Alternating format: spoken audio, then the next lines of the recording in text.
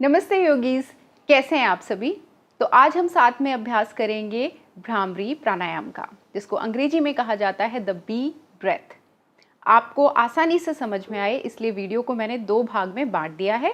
पहले भाग में हम बात करेंगे कि भ्रामरी का क्या अर्थ होता है और इससे क्या क्या हमें फ़ायदे मिलते हैं, जो कि बहुत सारे हैं। दूसरे भाग में हम बात करेंगे कि भ्रामरी को कैसे किया जाता है, कब किया जाता है, इसको करने के क्या नियम होते हैं, कब नहीं करना चाहिए और इसके तकनीकी।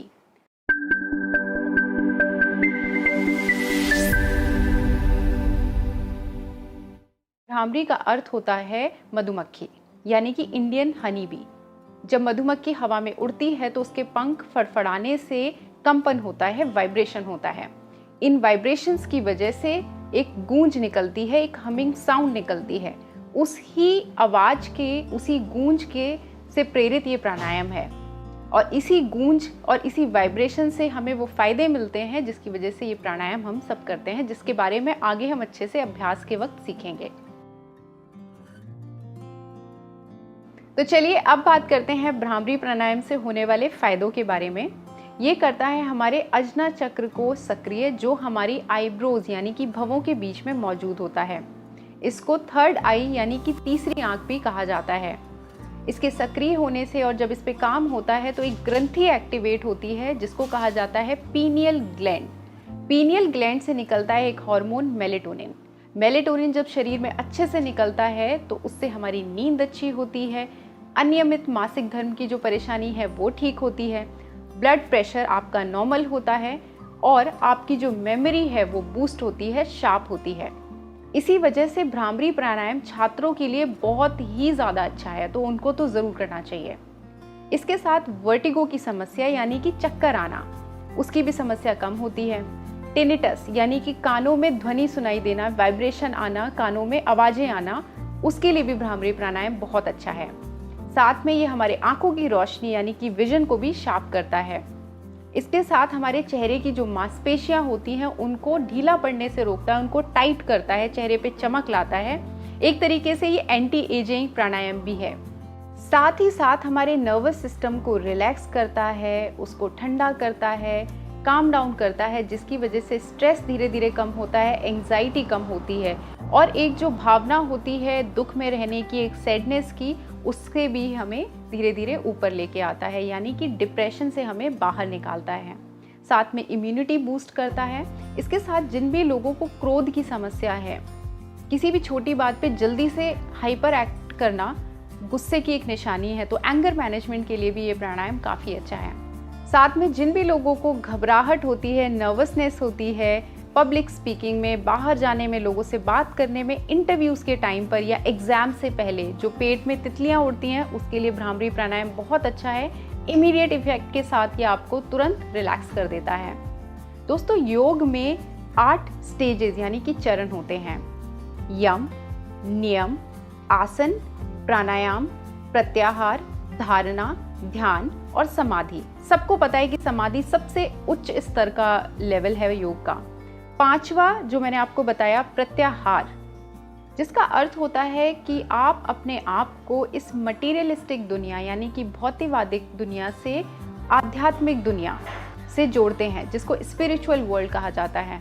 और इससे क्या होता है, आपके अंदर आती है आत्मसंतुष्टि की भावना, तृप्ति की भावना, जिससे आपकी जो लाइफ है उसकी गुणवत्ता बढ़ती है। इतने अच्छे खूबसूरत प्राणायाम को सीखना तो बनता ही है। तो चलिए अब हम इसको साथ में अभ्यास करते हैं, सीखते हैं, इसकी बारीकियों को समझते हैं। इसको आसानी से समझ में आए इसलिए मैंने इसको 3 स्टेप में बांट दिया है। पहले स्टेप में बात करेंगे कि कैसे बैठना है, किस तरीके से पोस्चर आपका रहेगा। दूसरे स्टेप में हम बात करेंगे कि इसमें किन मुद्राओं का इस्तेमाल होता है और तीसरे स्टेप में हम बात करेंगे टेक्निक के बारे में, इसको करने की क्या बारीकियां होती हैं। तो बात करते हैं कैसे बैठना है, पोस्चर के बारे में। बैठ करके हम इसे कई तरीके के आसनों में कर सकते हैं, लेकिन हठा योगा में ये सिद्धासन में बैठ करके प्रैक्टिस किया जाता है। सुखासन में भी किया जा सकता है, पद्मासन में भी किया जा सकता है, वज्रासन में भी किया जा सकता है। सिद्धासन कैसे लगाना है कि आपको अपना लेफ्ट लेग लेना है और अपनी दोनों जांघों के बीच में उसकी जो एड़ी है उसको आप पहले रख लेंगे और उसके बाद अपना राइट लेग उठा करके उसके ऊपर रखेंगे, बिल्कुल एड़ी के ऊपर, ये देखिए। और जो उंगलियां हैं वो अपनी पैरों में इस तरीके से फंसाएंगे। तो ये होता है सिद्धासन। तो आप इस तरीके से सिद्धासन में प्रैक्टिस कर सकते हैं, और जैसा मैंने बताया आपको जैसे कंफर्टेबल हो वो आपको करना है। अब बात करते हैं कि इसमें कौन सी मुद्रा लगती है। दोस्तों, भ्रामरी प्राणायाम में 2 मुद्राएं लगाई जाती हैं, एक हाथों की लगाई जाती है और एक हमारे मुंह के अंदर जीभ से लगाई जाती है। तो सबसे पहले हाथों की मुद्रा की बात करेंगे, जिसको कहा जाता है शनमुखी मुद्रा। शन का मतलब होता है 6 और मुख का मतलब होता है द्वार। इसमें हम अपने 6 द्वारों को बंद करते हैं, जिससे हम बाहर की दुनिया से डिस्कनेक्ट करके अपने अंदर प्रवेश करते हैं और ज़्यादा से ज़्यादा हम जो वाइब्रेशंस होती हैं उनको महसूस करते हैं। तो शानमुखी मुद्रा में हमें क्या करना होता है, अपने कान, अपनी आँख, अपनी नाक और अपनी मुंह, यानी कि ये 6 जो अंग हैं, ये सेंसरी ऑर्गन्स हैं, इनको हमें क्लोज करना होता है। तो हम अपने अंगूठों से क्या करेंगे, अपने कान बंद करेंगे। आप अगर कान को ध्यान से देखेंगे तो कान के पास एक कार्टिलेज होता है जिसको ट्रेगस कहा जाता है। अगर आप इसको अच्छे से अंदर प्रेस करेंगे तो आपके कान बंद हो जाते हैं, तो आपको कुछ सुनाई नहीं देता है। इसके बाद आपको क्या करना है, अपनी इंडेक्स फिंगर को अपनी आंखों के ऊपर रखना है, जिससे आंख बंद होंगी, और ये आपको मिडिल वाली फिंगर नाक पे रखनी है। मैं आपको करके दिखाती हूँ आप शुरू कैसे करेंगे। तो आप सामने देखिए, चेहरा जो है आपका, जो चिन है वो ऊपर की तरफ रहेगी। तो सबसे पहले जो छोटी वाली उंगली है इसको आप यहाँ रखेंगे, ये देखिए। इसके बाद जो रिंग फिंगर है उसको लिप्स के ऊपर, और फिर जो बीच वाली उंगली है इसको अपनी नाक के बगल में, और जो इंडेक्स फिंगर है इसको आप थोड़ा सा मोड़ के अपनी आईलिड्स, पलकों के ऊपर रखेंगे और आंखों को बंद करेंगे। ध्यान ये रखना है कि आपको बिल्कुल भी प्रेशर नहीं देना है, ठीक है। इसके बाद आते हैं अंगूठे, जिससे हम अपने आखिर में कान बंद करते हैं, ये देखिए। और इसके बाद अपनी कोहनियों को एकदम सीधा करते हैं, चेस्ट को खोलते हैं, छाती आपकी बाहर आती है और आपकी जो बैक है, कमर है, वो एकदम सीधी हो जाती है। ये कहलाती है शनमुखी मुद्रा। तो ये तो मुद्रा हो गई हमारे आंखों की।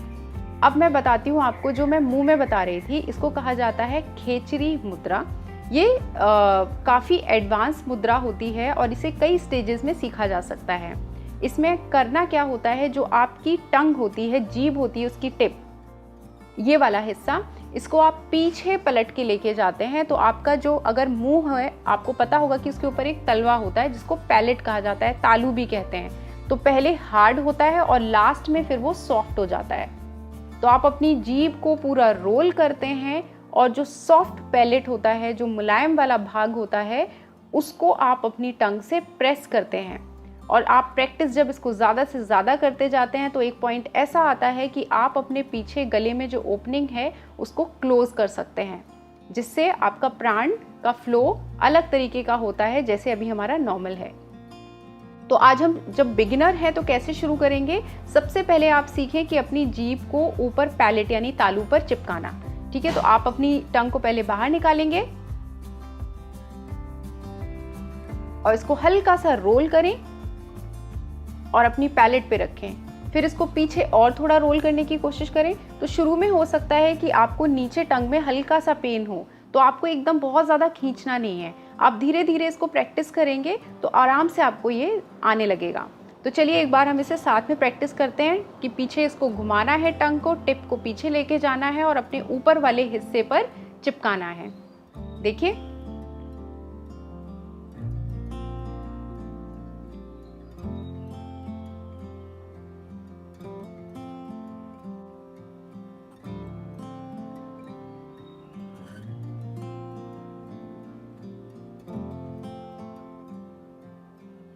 आप महसूस करेंगे जब शुरू के पहले दिन आप करेंगे तो जो हार्ड वाला पैलेट है उसको ही आप छू पा रहे हैं। फिर धीरे धीरे आपकी फ्लेक्सिबिलिटी बढ़ते जाएगी, आप आगे बढ़ते जाएंगे तो आप जो सॉफ्ट पैलेट है उस तक पहुंच जाएंगे, और अगर आप उसे अंदर लेके जाएंगे तो वो धीरे धीरे आपका बढ़ता चला जाएगा।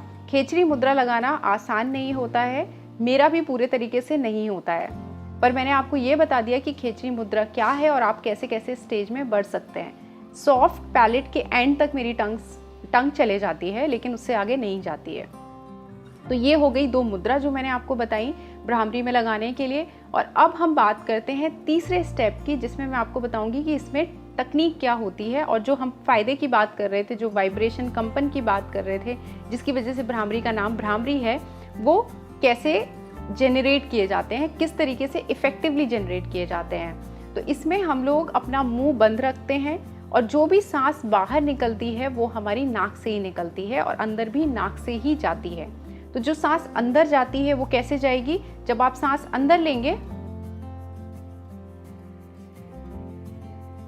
तो आपकी छाती पूरी खुलनी चाहिए, आपका यहाँ पे जो डायफ्राम होता है वो पूरा ऊपर उठ के आएगा। तो आप एक तरीके से पूरा चेस्ट से सांस ले रहे हैं, छाती को पूरा भर रहे हैं। इसको डायफ्राम ब्रीदिंग भी कहा जाता है। तो हमने पूरा सांस अंदर लिया और अपने चेस्ट को फुलाया, ठीक है। और उसके बाद हमें सांस बाहर निकालनी है। जो सांस बाहर निकालनी है उसमें हमें सांस के साथ अपनी ध्वनि भी निकालनी है, जो एक वाइब्रेशन और एक हमिंग साउंड की तरह हमें सुनाई देती है। वो कैसी होती है? तो जैसे मैंने सांस जब अंदर लिया,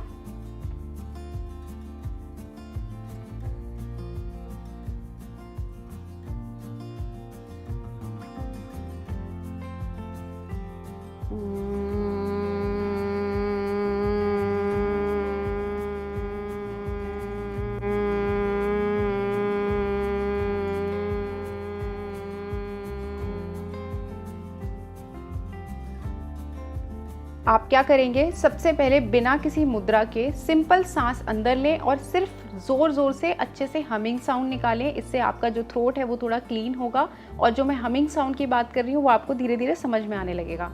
फिर से एक बार सांस अंदर लीजिए,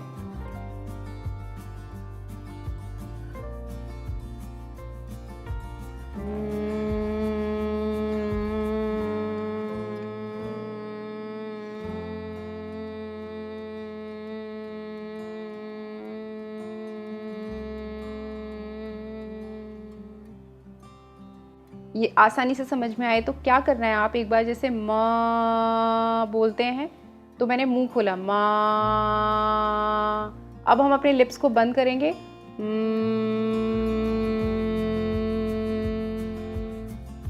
मुंह खोला माँ और लिप्स बंद करेंगे तो वो वाइब्रेशन बन जाएंगे। तो ये ध्वनि है माँ, और फिर बंद किया तो आपको अपने गालों में, अपने शरीर में अंदर और यहाँ पे थ्रोट में आपको हल्के हल्के एक झंझनाहट फील होगी। अगर वो झंझनाहट आपको फील हो रही है तो आप समझ लीजिए कि जो आपका ध्वनि है वो अच्छे से निकल रही है। एक बार और प्रैक्टिस करेंगे। सांस अंदर लीजिए,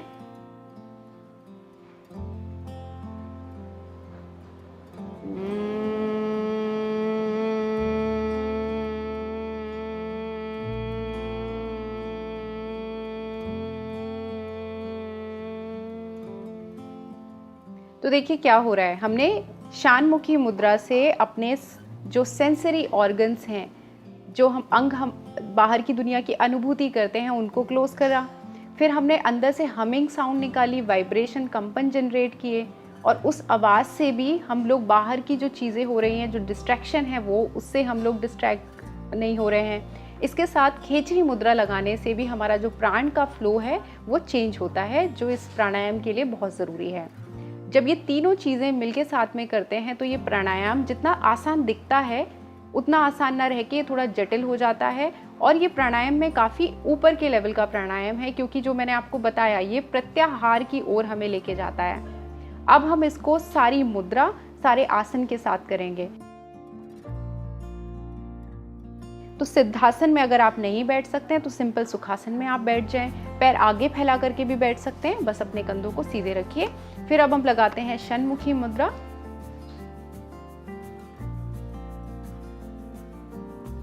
कोहनियां सीधी कर लीजिए, ये देखिए, आंखों को ज्यादा दबाना नहीं है, और फिर अपने अंगूठे से कानों को बंद करें। मेरे साथ कीजिएगा।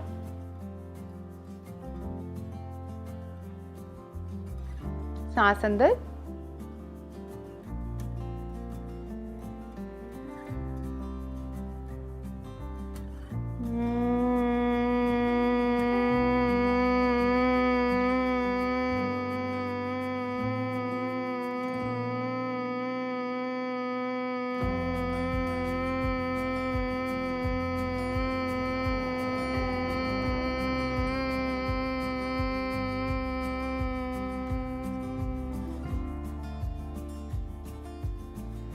सांस अंदर लें और फिर धीरे से बाहर निकालें।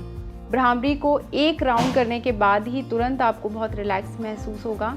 आपको ये कितनी बार करना है, आप एक बार में 7 साइकिल इसकी करें, ऐसी आपको 17 साइकिल्स तक करना है। डिपेंड करता है कि आपके पास कितना समय है, लेकिन 7 साइकिल से आप इसको शुरू कर सकते हैं।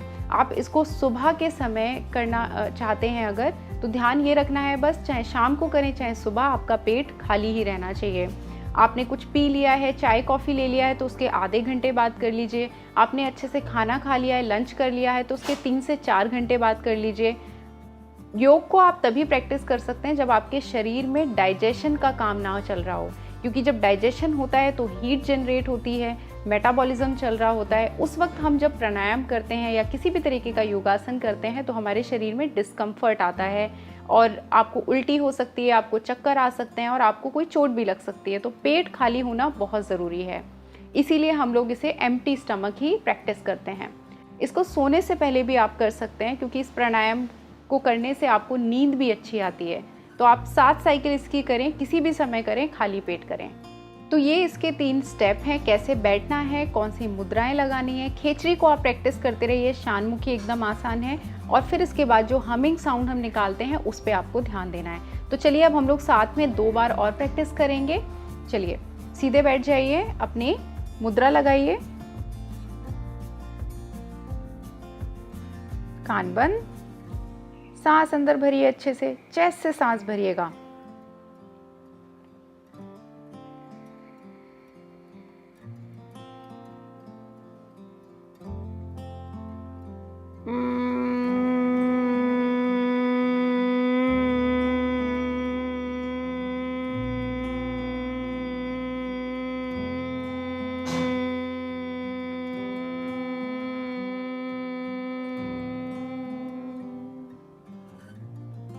फिर से सांस अंदर,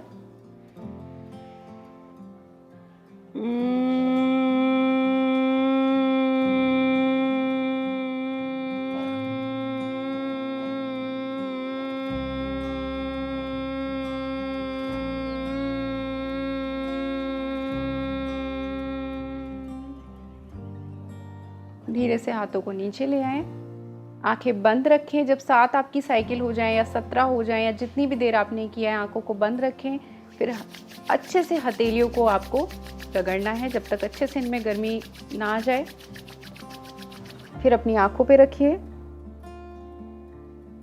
ज़्यादा दबाना नहीं है, हल्के से बस, और फिर वापस लेके आएं और धीरे से आंख खोलेंगे, नीचे देखिए और फिर ऊपर। तो दोस्तों ये हो गई तकनीक, कैसे करना है, कब करना है, कितनी बार करना है। अब मैं ये भी बता दूं कि इन लोगों को ये नहीं प्रैक्टिस करना चाहिए। भ्रामरी प्राणायाम बहुत ही सेफ प्राणायाम है और ज़्यादातर हर कोई इसको प्रैक्टिस कर सकता है। फिर भी कुछ चीज़ों में आपको प्रैक्टिस नहीं करना है, जैसे कि एपिलेप्सी, आपके कानों में कोई इन्फेक्शन है। इन्फेक्शन से मेरा मतलब है कि आपके कानों से किसी तरीके का डिस्चार्ज निकल रहा है, किसी तरीके का द्रव्य बाहर आ रहा है, तो आपको प्रैक्टिस नहीं करना है।